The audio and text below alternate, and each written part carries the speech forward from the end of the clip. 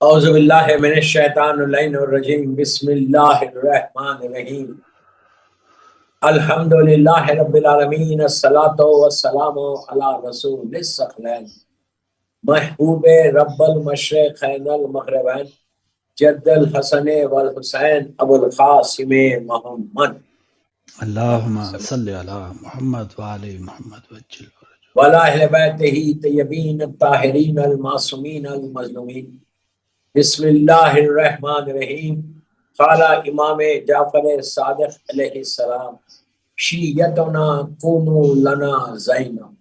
ایک صلوات پڑھے محمد وعلی محمد۔ اللہم صلی علی محمد وعلی محمد وجل فرجو۔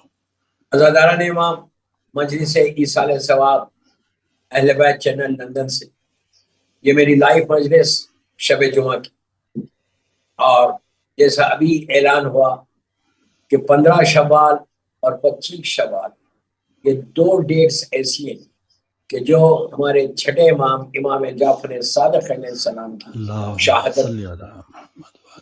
دیکھیے کوئی ڈیٹ رہے آپ کو ریسپیکٹ کرنا، احترام کرنا واجب ہو سکتا 15 شوال ہی ہو سکتا 25 شوال۔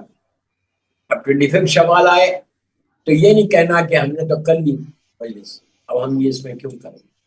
آپ کو کرنا ہی کیا ہے، ایک دن احتیاط کر کہ اپنے امام کے لیے، کہ جس امام سے تم آج پہچانے جاتے ہم کو لوگ جعفری کرتے، اسی امام سے ہمارا رشتہ ہے۔ ویسے ہر امام سے رشتہ ہے لیکن اس امام سے گہرا رشتہ ہے۔ اس لیے گہرا رشتہ ہے کہ آج ہماری آئیڈینٹی، ہماری پہچان اس امام سے پوری دنیا میں ہوتی ہے کہ یہ لوگ جعفری ہیں۔ تو چھٹے امام کی شہادت کی تاریخوں میں دو ڈیٹس اسی میں 15 شوال اور 25 شوال۔ آپ اس میں الجھے نہیں، اس میں پریشان نہ ہو کہ ایسا کیوں، ایک ڈیٹ کیوں نہیں۔ میں ہمیشہ ایک بات کرتا ہوں، ایک رہو، دو رہو، تین رہو، کوئی فرق نہیں پڑتا۔ ہم شکر ادا کریں کہ ہم اپنے امام کی دو ڈیٹس پہ مجلس کر سکتے، دو ڈیٹس پہ ہم ذکر کر سکتے۔ کتنا کرتے ہیں نارمل ڈیز میں، پورا سال گزر جاتا، ہم کتنی دفعہ اپنے امام کو یاد کرتے، کتنی دفعہ ہم اپنے امام کے لیے کچھ کرتے ہیں۔ یہ بہت ضروری ہے، اس لیے کہ جو تاریخ، جو ہسٹری آپ کے پاس آئی، یہی ایک معجزہ ہے، یہی ایک معجزہ، ایسا معجزہ ہے کہ جس 300-400 سال تک، میں کہوں 900 سال تک چھپایا گیا، بالکل چھپایا گیا، ہماری کتابوں کو جلایا گیا، ہماری ہر چیز کو ضائع کیا۔ آج کتنی دشمنی ہے، اس زمانے میں تو کتنی ہوں گی، لیکن اس کے باوجود آپ کے پاس پورے اماموں کے نام ہیں، پورے اماموں کی ڈیٹ آف برتھ ہے، پورے اماموں کی شہادت ہے۔ دوستو، ہم آج کا شیعہ اندازہ نہیں لگا سکتا کہ اس زمانے میں کتنا ظلم تھا بنی امیہ اور بنی عباس ہمارے اوپر، کہ وہ چاہتے ہی نہیں، وہ لوگ ایک لمحے کے لیے بھی یہ نہیں چاہتے تھے کہ کسی امام کا ذکر کرے۔ امام کو 14 سال قید میں رکھے تو کیسے، کتنی مشکلوں میں رہے ہمارے معصوم۔ اسی امام کے جو فرزند ہیں، ہمارے 7ویں امام امام موسی کاظم علیہ السلام، ان کے لیے تو میر انیس کے مرثیہ کا ایک مصرع بھی ہے کہ جوانی اور پیری دونوں قید میں گزر گئے۔ جوانی اور پیری 14 سال ایک سٹرچ میں قید میں رہنا، تو شیعوں کا کیا حال ہوگا جب وہ لوگ امام کو نہیں چھوڑ رہے تو آپ کو اور ہم کو چھوڑتے تھے۔ اعلان بول نہیں سکتے تھے، کہہ نہیں سکتے تھے کہ آپ شیعہ۔ جیسے آج کے دور میں بھی ہم بچے ہوئے ہیں، شکر ادا کرو کہ زمانے کے امام کا بے انتہا کرم ہے، لیکن اس زمانے میں انتہا زیادہ مشکل۔ میں آپ کو ایک واقعہ سناتا چھٹے امام کا، کہ ہمارے پاس دوسرے معصومین کے مقابلے میں چھٹے امام کے لیے کہتے ہیں کہ یہ پیریڈ تھوڑا سا بہتر تھا شیعوں کے لیے، لیکن ایسا نہیں، یہ کہنا اور ہے، پریکٹیکلی وہاں پہ کچھ اور ہو رہا، بالکل نہیں تھا۔ اس لیے کہ منصور دوانقی وہ ظالم جو مولا کا قاتل ہے، اس کی حکومت تھی، اور یہ پوری بنی عباس اپنے پورے زور پہ تھا، بغداد کی تعمیر ہو رہی تھی، تو اس وقت بھی کوئی بھی امام سے ڈائریکٹ مل نہیں سکتا تھا۔ اگر یہ پتا چل جاتا کہ مجھے وہ آیا ہے مدینہ منورہ میں صرف امام سے ملاقات کرنے کے لیے، جاسوس پورے لگے ہوئے رہتے، گھر پہ بھی کوئی آتا تو جاسوس فوراً حاکم کو اطلاع دے دیتے اور اس شخص کو پکڑ لیا جاتا۔ میں ایک واقعہ سناتا، آپ کو اس سے اندازہ ہوگا کہ کتنا مشکل تھا اس دور میں اپنے امام سے ملنے. ایک بغداد میں امام کا چاہنے والا نہ تھا, بہت دیندار تھا, اپنے مذہب کو چھپایا ہوا تھا, تقیے میں تھا, وہ وہاں رہتا تھا, کاروباری آدمی. اس کو ایک مسئلہ ہو گیا طلاق کا یا کوئی اور فقہی مسئلہ تھا. اب اس کو وہ سمجھ میں نہیں آ رہا تھا کہ میں how to solve this problem. اس زمانے میں لوگ جب امام کے پاس تھے تو کوشش کرتے تھے کہ اپنے ہر مسئلے کو جا کر اپنے امام سے بات کرے, امام سے بات کرے اور امام سے رائے لے, جو امام بولے اس پہ عمل کرے. یہ آل دا وے بغداد سے ٹریول کر کے مدینہ منورہ آیا. اللہ مدینہ منورہ کی زیارت ہم کو بھی نصیب ہے. لیکن میں نے بڑی آسانی سے اس کا سفر بتا دیا کہ بغداد سے مدینہ منورہ, آج کا بغداد سے مدینہ منورہ نہیں ہے. اس زمانے میں ٹریول کرنا, قافلوں میں ٹریول کر سکتے, اکیلے کوئی ٹریول بھی نہیں کر سکتے. اور 10 دن 15 دن 20 دن ایک مہینہ لگتا, گھوڑے پہ یا اونٹ پہ آتے اور قافلے کے ساتھ رہنا اور اپنے مذہب کو چھپائے ہوئے رہنا تھا. یہ نہیں بتا سکتے تھے کہ تم جعفری ہو, اور یہ بھی نہیں بتا سکتے کہ تم کیوں جا رہے وہاں. تو یہ آیا مدینہ منورہ میں اس لیے کہ اس کا ایک چاہنے والا, اس کا ایک دوست, اس کا ایک رشتہ دار وہاں رہتا تھا اور تقیے میں رہتا تھا. وہ آیا, اس سے ملاقات کی, اس نے پوچھا کہ بھائی کدھر آ گئے؟ آل دا وے بغداد سے. تو کہا مجھے مسئلہ ہے اور میں اپنے امام سے دریافت کرنا چاہتا ہوں, تو مجھے تیری مدد چاہیے کہ مجھے امام کے گھر تک پہنچائے. اس نے کہا تو کیا بات کر, آج کل بے انتہا سختی ہو گئی, ہر طرف پہرے لگے ہوئے, جاسوس حکومت کے ہر طرف بیٹھے ہوئے ان کے گھر کے قریب, اور وہ یہ چاہتے ہی نہیں. اگر کوئی جا کے امام سے ڈائریکٹ ملنا چاہتا ہے تو بس اس کو پکڑ لیں گے, گرفتار کر دیں گے, تو پھر واپس بغداد نہیں جا سکتا. اب یہ بڑا پریشان ہوا کہ میں اتنی دور سے آیا ہوں اور میرا اتنا ضروری مسئلہ ہے, مجھے امام سے مل کے بات کرنا ہے, مسئلے کو حل کرنا ہے. آپ سوچو کہ کتنی اس کو دین کا خیال تھا, کتنا اپنے مذہب کا خیال تھا کہ میں اپنی مرضی سے کوئی اسلام کے مسئلے کو حل نہیں کر سکتا, مجھے امام سے پوچھنا ہے. اس زمانے میں ایسی کتابوں میں لکھا ہوا تو نہیں تھا. بڑے پریشان. اب اس نے کہا کہ جاؤں کیسا؟ سوچتا رہا, مولا کے گھر کے قریب گیا, لیکن جو ہے دیکھا پہرا حکومت کا ہر طرف ہے. ایک دم اس کے سامنے ایک سبزی فروخت, یعنی ویجیٹیبل وینڈر جس کو آپ بولیں, کہ جو ویجیٹیبلز بیچ رہا تھا. اس زمانے میں جو ویجیٹیبلز بیچتا تھا وہ ایک ڈریس پہنتا تھا, ایک الگ ڈریس ہوتا, اور وہ سر پہ اپنے ساری ترکاری کو رکھ کر وہ پکارتا تھا ایک ایک گلیوں میں جا کے کسی کے گھر کے سامنے جا کے اس نے آواز دی, وہ لوگ نکلے اور کنیز نکلی یا گلاب نکلا, اور پھر وہ اپنی سبزی کو بیچتا. یہ سبزی فروخت اس کو نظر آیا اور پکار رہا تھا ادھر ادھر. اس نے اس کے قریب جا کے کہا کہ بھائی یہ تیرے پاس جتنی سبزی ہے کتنے کی؟ مثال کے طور پر اس نے کہا 100 دینار. تو کہا میں پوری 100 دینار کی سبزی لینے تیار ہوں, لیکن ایک کنڈیشن یہ ہے کہ یہ جو جس چیز میں یہ سبزی ہے وہ مجھے دے, اور تیرا لباس تھے کچھ گھنٹوں تھے. اسے پوچھا کیوں؟ تو کہا میں یہ پہن کے سبزی کو بیچوں گا. اس نے کہا مجھے کیا فرق پڑا, میں دے دوں گا تجھے, اور پوری سبزی اگر تو میری لے رہا تو کوئی مسئلہ ہی نہیں. اس نے پوری سبزی خرید لی, اسی میں رکھی جس چیز میں وہ لے کے گھوم رہا تھا, اور باسکٹ میں تھا کس چیز میں, اس کا لباس بھی پہنا, پہن کے سر پہ رکھ کے سبزی یہ پکارا. سبزی پکارتے پکارتے مولا کے گھر کے پاس گیا. جیسے سبزی فروخت جاتے گئے, اب یہ امام ہے, یہ میرا مولا ہے, مولا بہتر جانتا. اور مولا ایسا نہیں ہے کہ امام تم کو سامنے دیکھے تو پہچانے, امام کائنات ان کے نگاہوں کے سامنے, اور آپ کیا سوچ رہے وہ امام جانتا. امام سب یہ پکارتے پکارتے امام کے گھر کے پاس گئے. ایک کنیز باہر آئی یا غلام باہر آئے اور آ کے کہا کہ سبزی فروخت کیا کیا ہے پوچھا. جو اندر گئی واپس آئی, واپس آ کے کہا تجھے امام نے اندر بلایا اسی سبزی کے ساتھ. یہ سر پہ سبزی رکھ کر امام کے گھر کے اندر چلا. جب اندر گیا تو امام سے ملا تھا. امام نے کہا تو جانتا ہے اس وقت حالات, تیری جان بچانا لازم تھا, بہت اچھا کیا تو نے, یہ طریقے کو اپنایا. یہ اندر گیا, جو اس کا مسئلہ تھا اس نے وہ مسئلہ اپنے امام سے پوچھا, اور امام سے پوچھ کر وہ واپس باہر. پھر وہ اسی طرح جاسوس اور حکومت کے جو لوگ بیٹھے ہوئے تھے ان کو پتہ ہی نہیں کہ یہ کیا ہوا، یہ اندر کیوں گیا. یہ وہ لوگ سمجھے کہ یہ اندر سبزی دے دیں گے، سبزی کو دیا، باہر نکلا، پھر اب پکارتا ہوا باہر چلا. تو آپ نے غور کیا، صرف یہ واقعہ بتانے کا یہ ہے کہ چھٹے امام کے زمانے میں حالات جو صحیح تھے، ہم سمجھتے کہ بہت آسان تھا. آسان نہیں تھا دوستو، شیعوں کے لیے بالکل آسان نہیں تھا.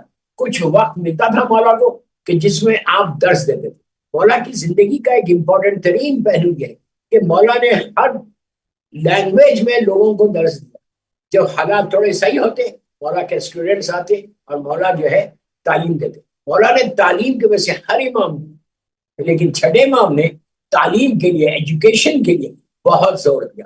آپ نے آپ کو فادر آف کیمسٹری جو اس وقت ہے وہ امام کے شاگرد ہیں. آپ نے ہر پیشے میں، ہر شعبے میں امام نے درس دیا. امام کے جو درس ہے، امام کے جو لیکچرز ہیں، آج وہ سارے کے سارے تاریخ میں موجود ہیں کہ امام نے کس انداز سے لوگوں کو علم کو بانٹا ہے. اور کمال کی بات یہ ہے، اگر کیمسٹری پہ لیکچر دے رہے یا زیولوجی پہ لیکچر دے رہے یا فزکس پہ کوئی بات کر رہے اور اسٹوڈنٹس بیٹھے ہوئے، پوری دنیا سے امام کے شاگرد آتے تھے، پوری دنیا سے. اس وقت کے جو نون ورلڈ عرب بھی تھے اور غیر عرب بھی تھے، ڈیفرنٹ لینگویجز کو جاننے والے تھے. ایون انڈیا کے بارے میں ہے کہ طب کے، انڈیا کے بارے میں ہے کہ طب کے جو ڈاکٹرز تھے جو علم حاصل کر رہے تھے وہ بھی میرے مولا کے پاس آتے تھے.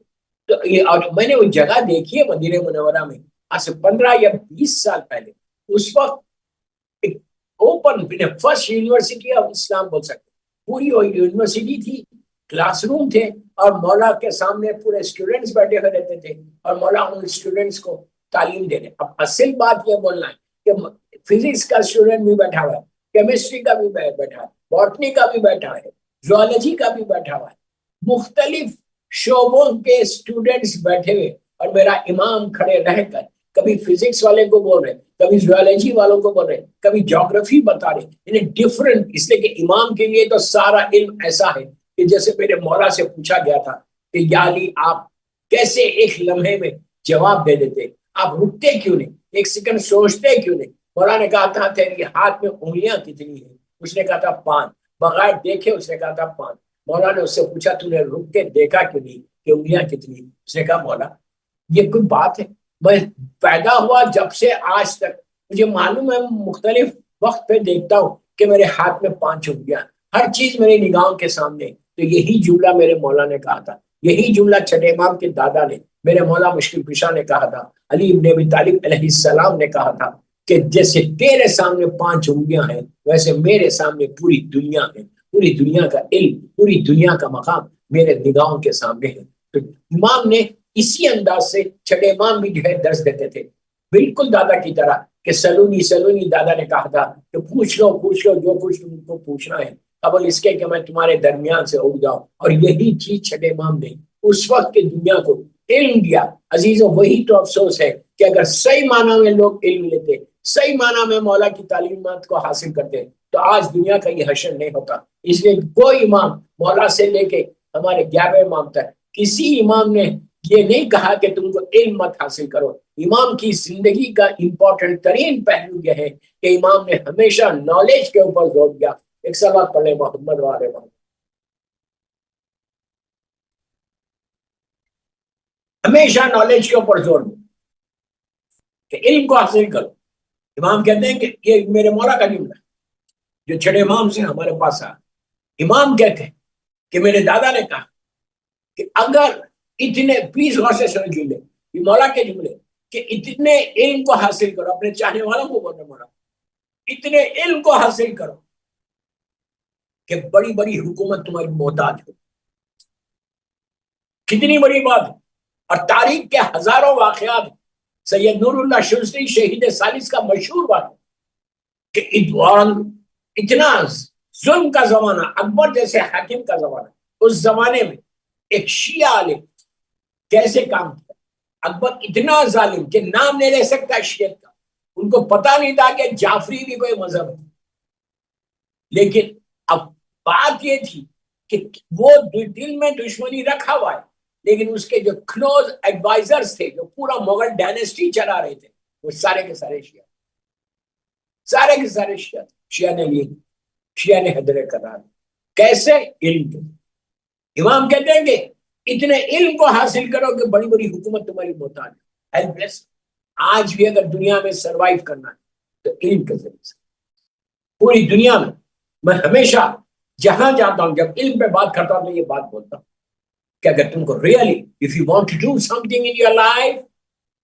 اب میں یو کے میں جب میں نے مدرسے پڑھنے آئی تھی بھی آیا تھا، اس وقت میں اپنے یوتھ کو بولا تھا کہ یہاں پہ آپ یہاں کے بورن اینڈ ریز، یہاں کے اوورسیز اسٹوڈنٹس آپ زیادہ سے زیادہ پڑھ.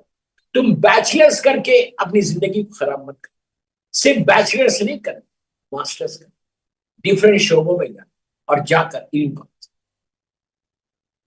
ڈاکٹر بنو، انجینئر بنو، سائنٹسٹ بنو، ریسرچ اسکالرز بنو. دنیا کو بتاؤ کہ کیا کرنا. میں اکثر یہ مثال دیتا ہوں کہ ناسا جو دنیا کا سب سے بڑا سینٹر ہے جہاں سے اسپیس میں چاند پہ راکٹس گئے، فلوریڈا میں وہاں گیا تھا جس کو کیپ کینیڈی کہتے، وہاں گیا، وہاں جا کر وہ ساری چیزوں کو دیکھا. اپولو 11 کس پیڈ سے گیا وہ بھی دیکھا. لیکن ایک افسوس ہوا مجھے، وہاں جا کے ڈفرینٹ سیکشنز میں گیا، وہاں پہ جو انٹر ہوتے تو اتنا بڑا بورڈ لگا ہوا ہے، بہت بڑا، جس میں 150-200 نام کہ یہ ریسرچ اسکالر نے یہ کیا، اس نے یہ کیا، اس نے یہ کیا. سارے ریسرچ اسکالرز کا نام لکھے. اس میں ایک علی نہیں ہے، ایک حسین نہیں، ایک علی اور ایک حسین نہیں. میں نے آ کے وہاں پہ رات میں مجلس پڑھی تھی تو میں نے یہ بات بولی تھی کہ ویری سیڈ. میں یو کے اسٹوڈنٹس یو کے میں بھی یہی بولا، جو سن رہا مجھے اس وقت لندن میں، بچوں کو بول، یوتھ کو بول، ایجوکیشن حاصل کرو. تمہاری آئیڈینٹی جو ہے تمہارا ایجوکیشن. بڑی بڑی یونیورسٹیز میں جاؤ اور جا کر زیادہ سے زیادہ علم کو حاصل. جتنا علم کو حاصل کرو گے اتنا امام علی سمجھ میں. علی جہالتوں میں سمجھ میں نہیں آتے، علی علم سے سمجھ. کربلا کو سمجھنا ہے تو علم سے سمجھ. جب تک علم نہیں ہوگا you can't do any, you can't do any. Bachelors کر کے ادھر ادھر گھوم کے کوئی فائدہ نہیں. یہ پیریڈ، یہ ایج تمہاری ایسی کہ اتنی نالج کو حاصل کرو، اتنے علم کو حاصل کرو. اب یہاں پھر چھڑے امام کا اور میرے مولا کا ایک جملہ آپ کے سامنے دہرا. میرے مولا کہتے، پلیز غور سے سن، میرے مولا کا جملہ ہے کہ تم علم کو حاصل.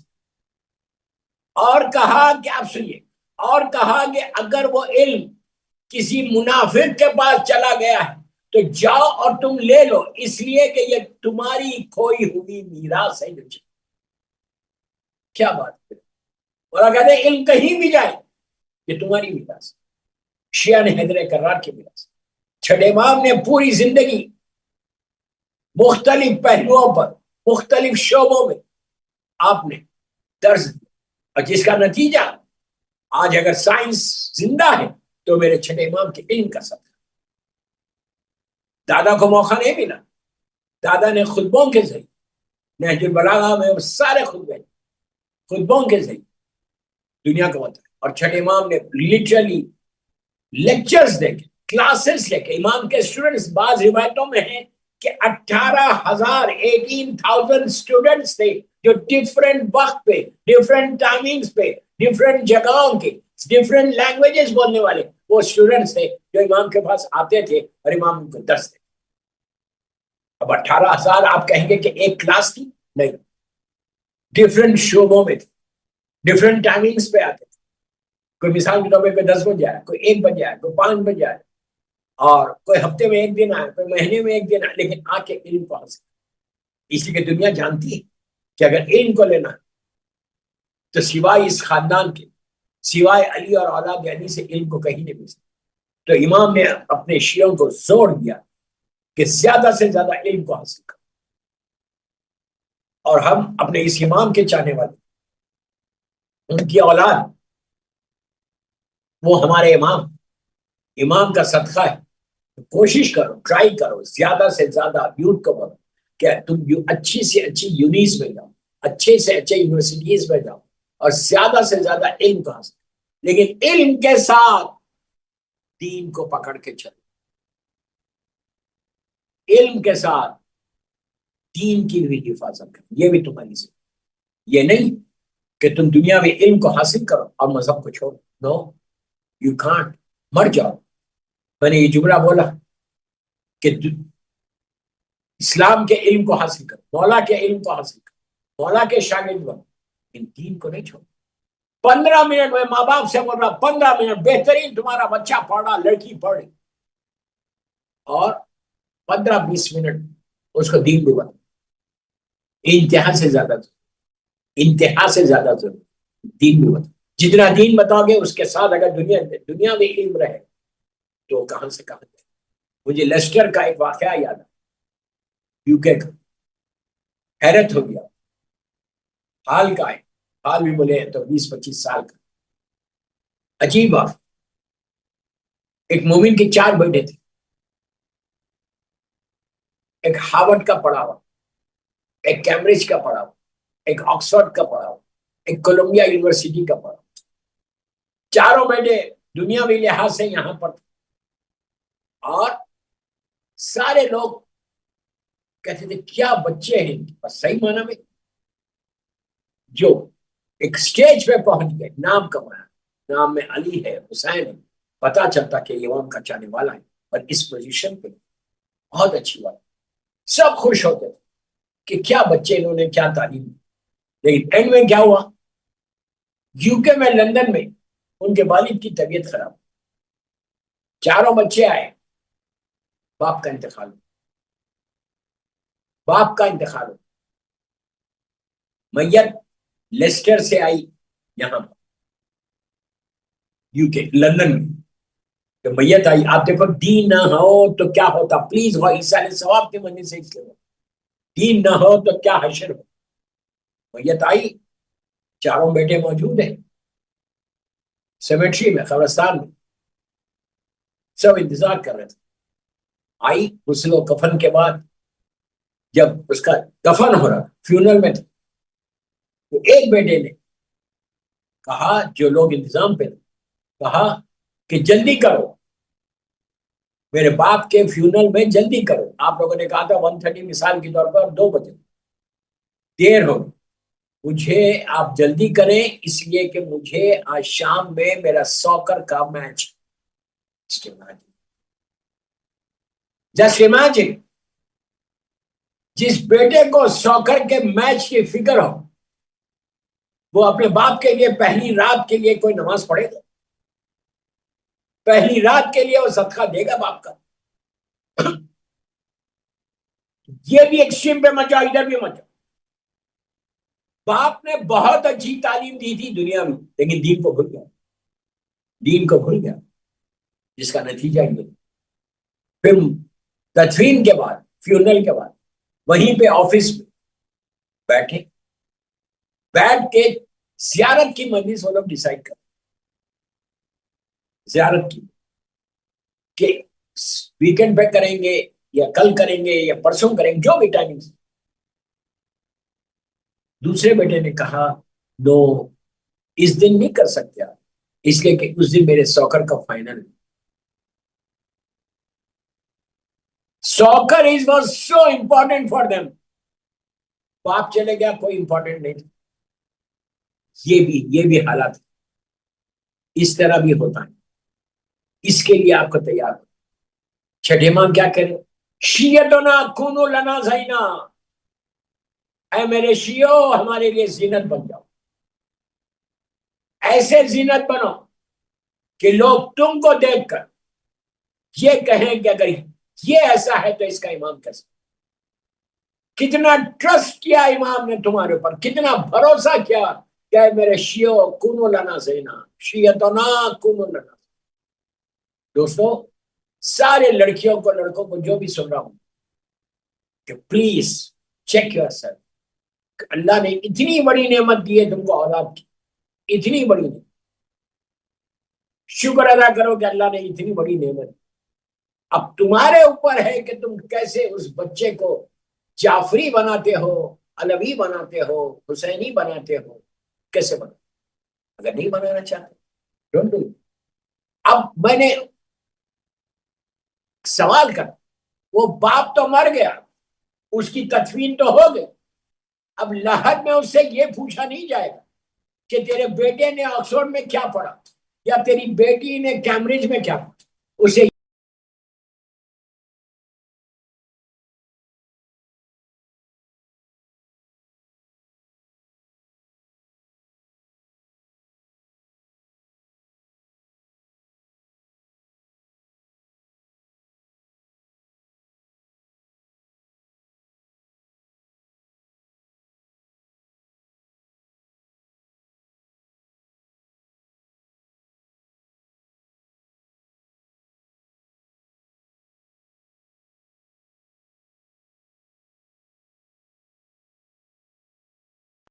تمہارے لیے کار خیر کرتی جائے۔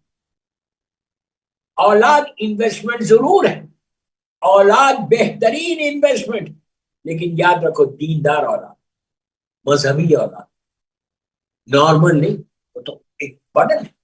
بیٹا ہے، بیٹی ہے، لیکن ماں باپ کے لیے کچھ نہیں کرتی، وہ بدنصیب ہے۔ آج تم کو اس کا فرق نہیں پڑے، تمہاری جاب ہے، بزنس ہے، گھر ہے، ہر چیز ہے تمہاری، لیکن تم اپنے باپ کے لیے یا ماں کے لیے کچھ نہیں کرو تو واٹ از دا یوز؟ یہ زندگی کا فائدہ کیا کہ اگر تم روز ایک فاتحہ نہیں پڑھتے اپنے ماں باپ، روز ایک فاتحہ نہیں پڑھتے، ایک مرتبہ الحمد کی سورہ قل اپنے ماں باپ کے لیے، تم روز اگر یہ نہیں کہتے کہ رب اغفر لی ولوالدی وللمؤمنین یوم یقوم الحساب، تو تمہاری زندگی کا فائدہ کیا؟ میں سارے سننے والوں کو کہ ایصال ثواب کی مجلس یہ روٹین کی مجلس نہیں، ماشاءاللہ 5 سال ہو ہر شب جمعہ آپ سنتے ہیں، تو کوشش کرو کہ اولاد کو امام کی سیرت پہ عمل کرنے کی کوشش۔ چٹھ امام نے ہمیشہ کہا کہ اپنے بچوں کو دیندار بناؤ، تم ایک لڑکی کو یا لڑکے کو دیندار نہیں بنا رہے، پوری نسل کو۔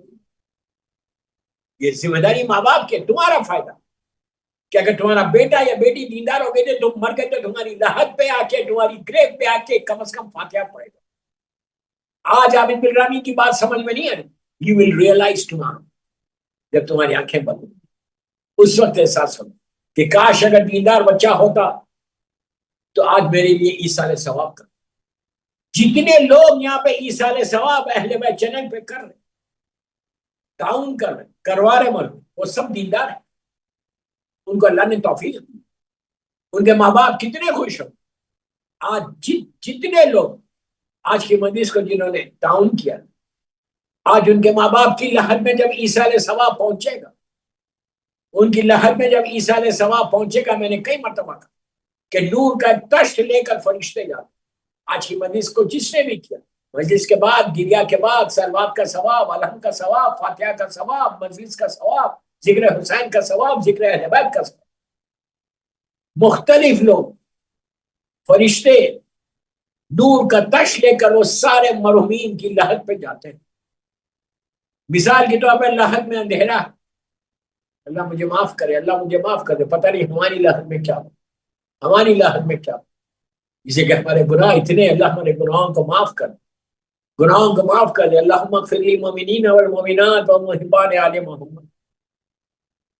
جب جاتا ہے لحد میں کوئی جاتا ہے تو اندھیرے میں رہتا، آپ سب جانتے ہیں، میرا وقت ہو گیا کہ میں چھیڑ نہیں سکتا یہ ٹاپک۔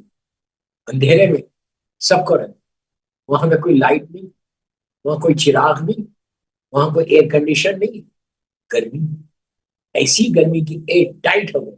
آپ کو جانا ہے، اگر نیکسٹ ویک موقع ملا تو میں اس پہ فرسٹ نائٹ کے اوپر پڑھوں گا، اگر فاروق بھائی مجھے یاد دلا دیں تو میں ضرور پڑھوں گا، یا مجھے یاد آ جائے تو میں پڑھوں گا کہ فرسٹ نائٹ کیا چیز، کتنی خطرناک۔ اسی لیے آپ دیکھیں کہ ہمارے سارے اعمال، ساری نمازیں پہلی رات کے لیے، اول شب کی نماز سب جاتے ہیں، آج کل تو سب کو پتا ہے، اس کے بعد پہلی رات کا صدقہ، یہ سب کیا ہے؟ کیوں؟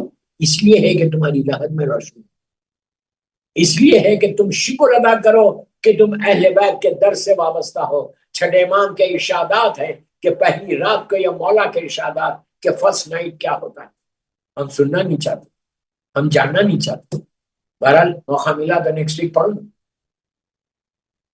وہاں کے لیے جتنے آپ نے ایسار ثواب کیا ہو پہلی رات کے لیے، جب آج کی مثال کے طور پہ آج کی مجلس مولا کی شہادت کی مجلس، جب مجلس کے بعد جن جن لوگوں نے مجلس میں تعاون کیا، جنہوں نے ہاتھوں کو اٹھایا، دعائیں کی، ان کے مرحومین کے گھر میں ان کی مرحومین کی جو لہد ہے، ماں باپ بھائی بہن رشتے دار سب لہد میں جو فرشتے نور کا تشت لے کر جائیں گے، نور کا تشت لے کر جائیں گے، تو وہ پوچھیں گے کہ یہ کیوں آیا، کہاں سے آیا، راحت ہوگی، رحمت آئے گی، ایک بلیسنگ ہوگی.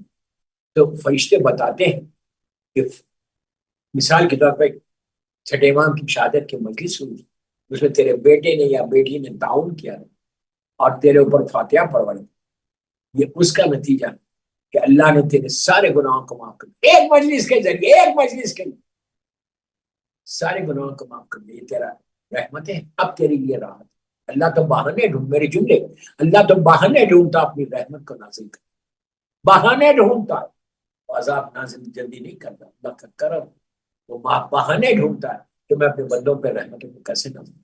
یہ شکر ادا کر کہ تم در اہل بیت سے وابستہ ہو، کہ در اہل بیت سے وابستہ ہونے کا یہ نتیجہ ہے کہ تم کو ساری وہ چیزیں نیچے کیا ہو رہا ہے وہ ہر چیز. بس دوستو یہاں پہ محدود وقت، اس وقت میں مجلس کو ختم کرنا ہے. بس مولا آباد رکھے، مولا سلامت رکھے. نیکسٹ ویک بھی چھٹے امام ہی پہ پڑھوں گا، اس لیے کہ 25 شوال بھی مولا کی شہادت کی تاریخ، تو اور 25 شوال تھرسڈے نہیں ہے میرا خیال سے. تو نیکسٹ تھرسڈے جب موقع ملے گا تو انشاءاللہ اسی امام کے اوپر آپ سوچو کہ یہ وہ امام کہ جس کے لیے بڑا آسان کہا گیا، لیکن ظالموں نے امام کو اتنی اذیت دی. منصور دعانخی وہ ظالم ترین حاکم، ظالم ترین حاکم. آپ سوچو کہ جس کا بیٹا ہارون رشید ہو، منصور اس کا باپ، ظالم نے وہ ظلم کیا کہ مولا کو پرسوں کا دن 15 شوال اپنے گھر میں امام کے قاتلوں میں اتنا کہ کم از کم ایک تصویر پڑھو کہ اللہم لعن قتلۃ الامام جعفر صادق علیہ السلام، اللہم لعن قتلۃ الامام جعفر صادق علیہ السلام، اللہم لعن قتلۃ الامام جعفر صادق علیہ السلام، اور اللہم لعن منصور دعانخی، اللہم لعن منصور دعانخی. اللہ منصور پہ لعنت کرے، اللہ منصور پہ لعنت کرے، اللہ منصور پہ لعنت کرے، اللہ منصور پہ لعنت کرے. یہ ظالم نے وہ ظلم کیا. ہم اپنے گھر میں اپنے بچوں کو بتانا ہے، اپنے بچوں سے بات کرو، بات کر کے بولو کہ بیٹا آج 25 شوال یا 24 شوال شب شہادت ہے، آپ یہ امام کا غم، ظالم منصور نے ایسا زہر بھجوایا تھا، ایسا زہر کہ اس زہر کو جب بعد میں پانی میں ڈال کر زمین پہ ڈالا گیا تو زمین پھٹ گئی. میں نے کتنی آسانی سے پڑھ دیا اور آپ نے سن لیا. انگور میں مولا کو زہر بھجوایا، مولا نے گورنر کے پاس، اور مولا نے چند دانے انگور کے لیے بس دوستو لینا تھا. امام کے جسم پہ زہر کا وہ اثر ہونے لگا، وہ اثر ہونے لگا کہ امام کا جسم سے زہر ظاہر ہونے لگا. اتنی تکلیف کہ امام نے کلیجے کو پکڑ لیا. گھر آئے، بستر پہ لیٹے، غلام کو بلایا اور بلا کے کہا کہ میرے نیچے سے بستر کو ہٹا دیں، میں خاک پہ لیٹنا چاہتا ہوں. اس نے کہا مولا آپ کے جسم پہ زہر کا اتنا اثر ہو گیا، آپ خاک پہ کیوں لیٹنا چاہتے ہیں؟ تو امام نے اس وقت ایک عجیب جملہ کہا، ارے میرا جد، میرا مولا حسین آخری لمحات میں زخموں سے چور ہو کر تیروں پہ امام گھوڑے سے زمین پر آئے تو وہ حال تھا کہ کربلا کی جلتی ہوئی ریت تھی اور میرا جد مولا حسین تھا. ان کی تاثیر میں میں زمین پہ لیٹنا چاہتا. بس دوستو امام کی ساری اولاد جمع ہو گئی. ساتھ امام موسی کاظم علیہ السلام سامنے آ گئے. پورے بچوں نے بابا کو گھیر لیا. امام نے وصیتیں کی. وصیتیں کرنے کے بعد امام نے اپنے سارے بچوں کو دیکھا اور کہا السلام علیکہ یا اہل بیت نبوہ و مادن الرسالہ. ساتھ میں امام نے سر سے امامہ پھینکا باپ کے قدموں پہ گر گئے، کہا بابا میں یتیم ہو گیا، بابا میں یتیم ہو گیا۔ عزیزوں بچوں کے ساتھ امام نے بابا کو غسل دیا، غسل و کفن کے بعد مولا کا جنازہ بڑی شان سے مدینے میں اٹھا اور اپنے بابا امام محمد باقر علیہ السلام کے پہلو میں دفن کیا گیا۔ آج مصائب کے دوران ایک دعا کر رہا، سب آمین کہنا کہ اللہ جلد سے جلد جنت البقیع کی تعمیر کروا دے، ری بلڈ کروا دے کہ مولا کے روزے بن جائیں۔ ارے آج چھڑے امام کی لاحق بھی اسی انداز سے ہے کہ ایک پتھر ہے، اللہ ہم کو مولا کی زیارت نصیب کرے۔ دعا کرو کہ جلد سے جلد جنت البقیع اور جنت المعلا اور تمام اہل بیت کے قبور جہاں جہاں پر ہے اس میں سایہ ہو جائے، روشن ہو جائے، اور یہ دشمنان معصومین کو نیست و نابود کر دے۔ بس عزیزو امام کا تابوت اٹھا اور آیا، جنت البقیع میں دفن کیا گیا۔ بس آخری جملے، بس میں ہاتھوں کو جوڑ کر میرے چھڑے امام سے کہوں کہ مولا بے شک آپ کی شہادت ہوئی اتنے شدید زہر کے بعد، مولا آپ کو آپ کے بچوں نے اٹھایا، لیکن آج آپ کا جب تابوت اٹھا تو مجھے کربلا کا وہ مظلوم یاد آیا کہ جن کا ایک بیٹا چوتھا امام موجود ہے لیکن اپنے باپ کو دفن نہیں کر سکتا۔ 11 محرم کی صبح کو چوتھے امام کا وہ جملہ کہ شہزادی نے اپنے آپ کو اونٹ سے زمین پہ گرایا، چوتھے امام نے بی بی کو دیکھا اور کہا پھوپھی اماں اپنے آپ کو سنبھالیے۔ بی بی نے کہا بیٹا تم اپنے آپ کو سنبھالو۔ تو امام نے روتے ہوئے ایک جملہ کہا کہ پھوپھی اماں میں کیسے سنبھالو، یہ میرے بابا کا پامال لاشا ہے، ارے میں جوان بیٹا ہوں، باپ کو دفن بھی نہیں کر سکتا۔ عزیزو اس وقت شہزادی نے مدینے کا رخ کیا اور کہا نانا یہ آپ کا حسین ہے جس کا لاشا گھوڑوں سے پامال پڑا۔ الہی سیدی و مولایا، پروردگار